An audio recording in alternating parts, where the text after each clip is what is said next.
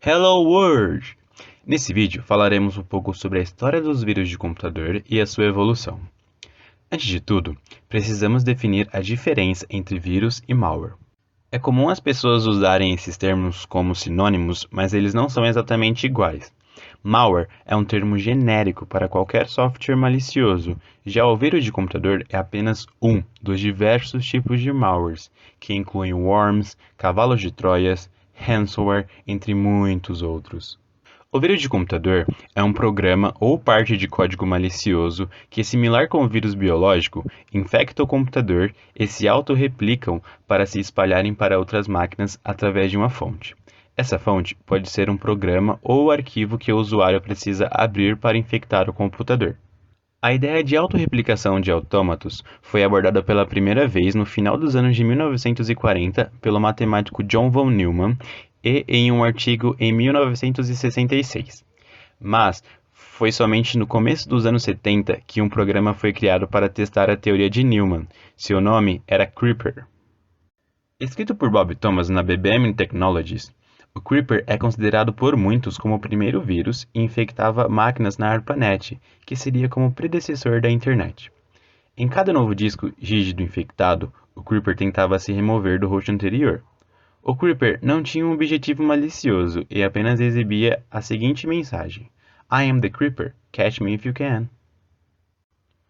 Versões posteriores do Creeper conseguiu deixar uma cópia sua no computador visitado, sendo então o primeiro programa que automaticamente propagava cópias de si mesmo para outras máquinas.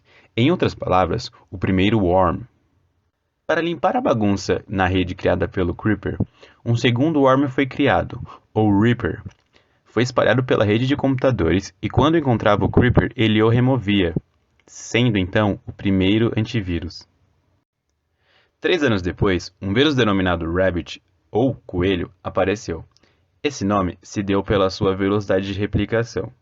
Com um objetivo malicioso, ele entrava no computador e fazia diversas cópias de si mesmo, reduzindo muito o desempenho do sistema e chegando até travar a máquina. No ano seguinte, em 1975, o primeiro cavalo de Troia foi desenvolvido pelo John Walker e chamado de Animal.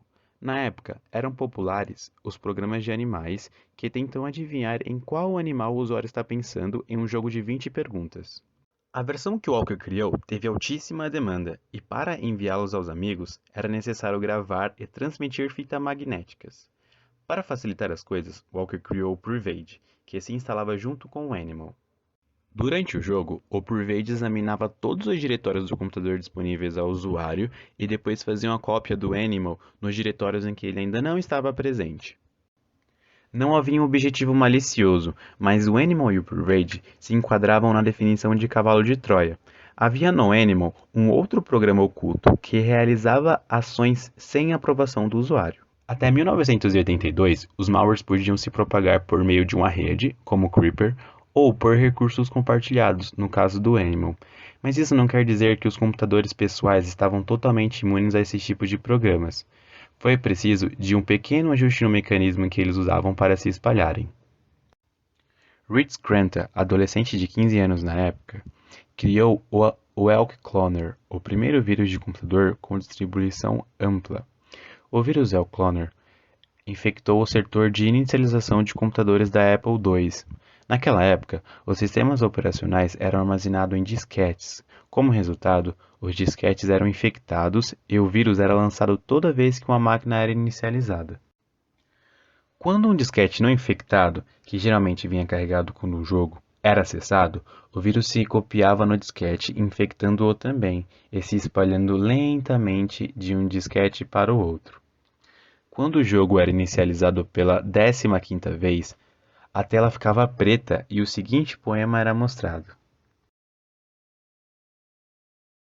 Em 1986, foi detectada a primeira epidemia global de vírus compatível com os computadores IBM, o Brain. Ele conseguiu se espalhar praticamente pelo mundo todo em poucos meses. A quase total falta de consciência da comunidade de computação sobre como proteger as máquinas contra os vírus garantiu o sucesso do Brain. Criado por dois irmãos paquistaneses, o Brain foi desenvolvido para proteger contra a pirataria o software que eles vendiam. Até tinha uma mensagem no código que incluía o endereço e o número de telefone deles para que as vítimas entrassem em contato para a vacinação. Curiosamente, o Brain também foi o primeiro vírus furtivo. Quando uma tentativa de ler o setor infectado foi detectada, o vírus exibia os dados originais não infectados. Os vírus começaram a se tornar um problema no final da década de 80, à medida em que os computadores se tornavam cada vez mais comuns e as pessoas começavam a realmente experimentar o que poderiam fazer com um código malicioso. Um dos produtos dessa era experimental foi o vírus Vienna, que era bastante prejudicial. Quando infectava um dispositivo, ele corrompia os dados e destruía os arquivos, aparentemente por nenhuma outra razão a não ser causar problemas e aflição às pessoas que executavam dispositivos DOS. Esse foi só um dos vários vírus na época, mas foi problemático o suficiente para que em 1987, RANFIX fosse encarregado por Rolf Burger, um colega cientista da computação e autor do Vienna, de encontrar uma forma de neutralizá-lo. Felizmente, após um trabalho árduo, RANFIX foi capaz de honrar o sobrenome e corrigir o problema, criando então o primeiro software antivírus dedicado, capaz de detectar e destruir o vírus Vienna antes que ele causasse qualquer dano. Infelizmente, o primeiro software antivírus dedicado não causou impacto. Nessa época, os vírus se espalhavam lentamente e em pequena escala, portanto, o compartilhamento generalizado de um antivírus não valia o esforço. Ainda assim, logo depois, outros se inspiraram e começaram a criar os próprios programas para impedir a disseminação de vírus, iniciando um jogo de gato e rato entre grupos rivais de hackers que continua até hoje.